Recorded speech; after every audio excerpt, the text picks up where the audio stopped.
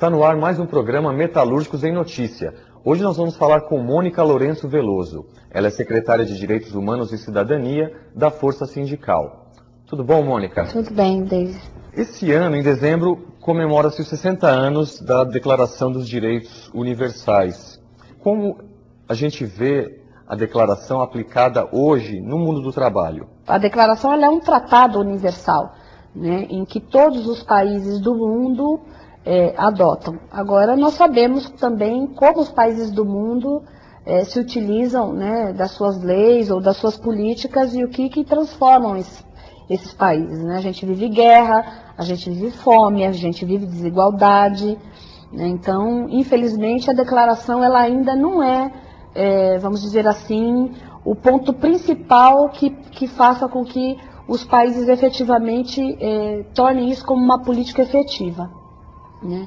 No Brasil e mesmo no mundo, a Declaração Universal dos Direitos Humanos, do ponto de vista do trabalho, vem avançando, né? A OIT, que é o órgão que um pouco regula pelas convenções, né, e as recomendações, procura fazer uma ação em que esses direitos universais estejam atrelados ali também aos direitos dos trabalhadores, né, os direitos do trabalho, essa relação capital e trabalho.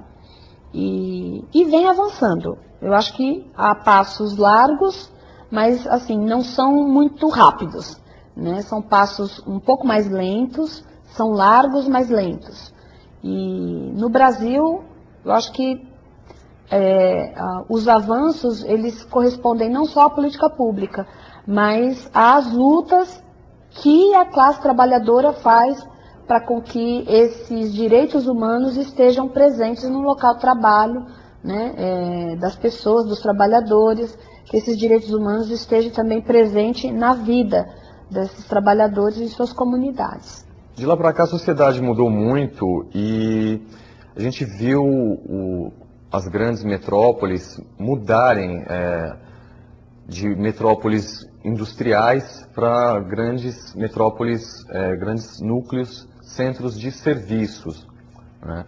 Isso tem impacto direto no mundo do trabalho, né? E ligado a isso, como é que você vê hoje o conceito de cidadania e a aplicação desse conceito na vida cotidiana e no mundo do trabalho? A modernidade, a tecnologia, a transformação da sociedade, ela devia vir com um conjunto de contextos que está ali exatamente nesse exercício de cidadania. Não ocorre isso ainda, né? Porque essa tecnologia ela não está a serviço de toda a sociedade. Tem pessoas que não conseguem acessar essa tecnologia, seja nos serviços públicos, seja no seu acesso privado, porque o salário aí não compete. Então, assim, a migração de um país industrial, né, para um país que hoje tem uma condição de serviços muito mais, dentro de uma evolução mundial, né?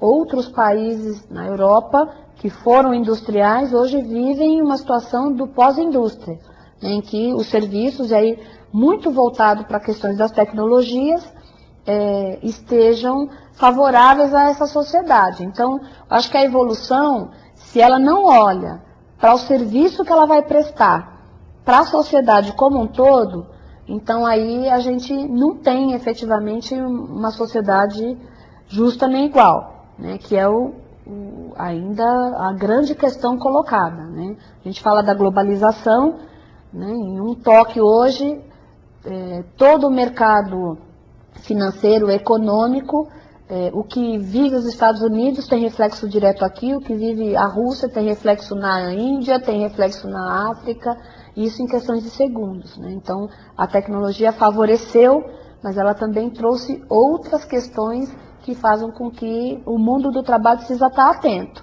né? Evolução é importante. No Brasil a gente viveu e está vivendo a reestruturação industrial, né?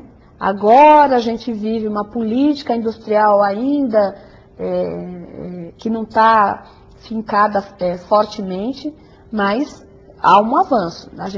Eu posso considerar assim que o Brasil ele teve um momento industrial forte, teve uma queda, né? Especialmente, vamos pegar as últimas décadas 90, que foi um período bastante complicado para a indústria, e hoje a gente vive o mundo dos serviços. Agora, se não for o mundo dos serviços que olha para o conjunto da sua sociedade, eu acho que ainda essa cidadania que utiliza, que se beneficia desse serviço, ainda tem um caminho muito longo ainda deles para percorrer. Nesses 60 anos também vimos maciçamente, desde a Segunda Guerra, principalmente, a participação cada vez maior da mulher na sociedade como um todo, mas especificamente no mundo do trabalho. Fala para nós sobre isso. A mulher, ela vem ocupando um espaço dentro da sociedade, ou melhor, ela vai se reconhecendo como um agente social dentro da sociedade cada vez mais forte, mais fortemente falando, né? Os países latino-americanos, nós vivemos numa condição ainda de uma sociedade que tem muitos preconceitos, né? A gente ainda tem muitos obstáculos em relação a essa emancipação da mulher, né? As questões de gênero não são questões já de ordem natural, em que toda a sociedade como um todo vive, pratica e é natural, porque está dentro da relação, da convivência, né? Do estar ali. E a luta dessas mulheres, né?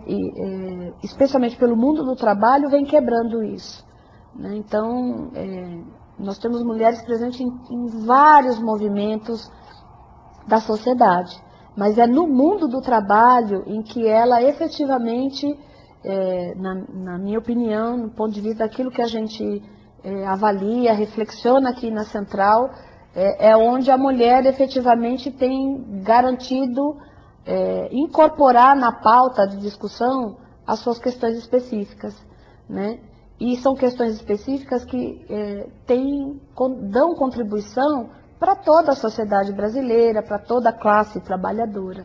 Então, acho que essa evolução, ela deixou de ser só a mulher primeiro vai para o mercado de trabalho porque ela quer se emancipar e quer ser uma pessoa independente, ou a mulher quer ir para o mercado de trabalho porque tem que ajudar na complementação da renda familiar, né? Não, a mulher hoje está no mercado de trabalho porque ela se reconhece como um agente social dentro de uma sociedade.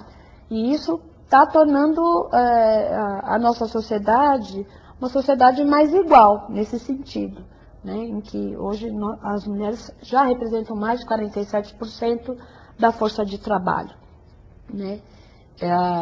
Essa igualdade ainda não se reflete no salário, porque ainda continuamos ganhando menos do que os homens, né? Não se reflete ainda efetivamente no reconhecimento, na valorização profissional, porque o percentual de mulheres em cargos, em instâncias de poder ou de chefia ainda é pequeno, no nosso ponto de vista, mas há avanços assim muito grandes, né? Então eu acho que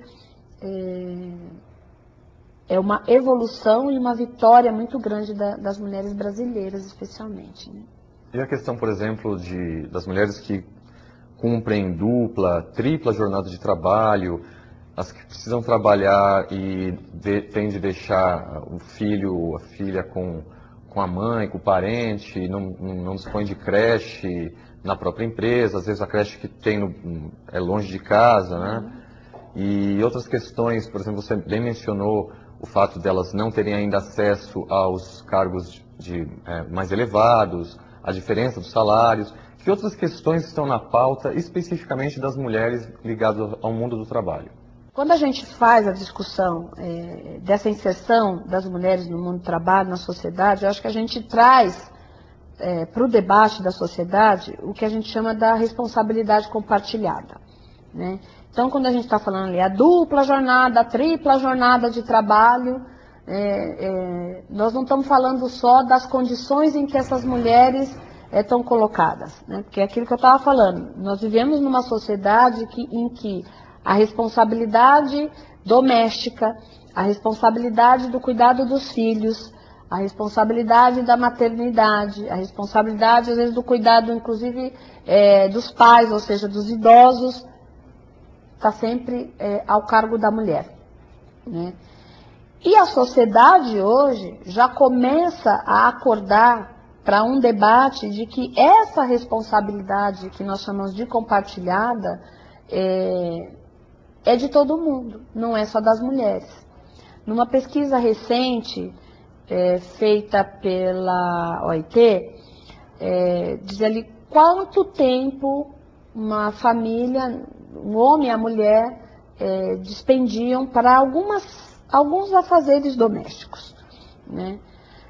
Enquanto que a mulher despende em torno de 9,2 horas, né, semana para o trabalho doméstico, falando daquelas que trabalham, né, e ainda tem o trabalho, a coisa doméstica toda para fazer, os seus companheiros, os homens, eles dedicam 1,2 horas.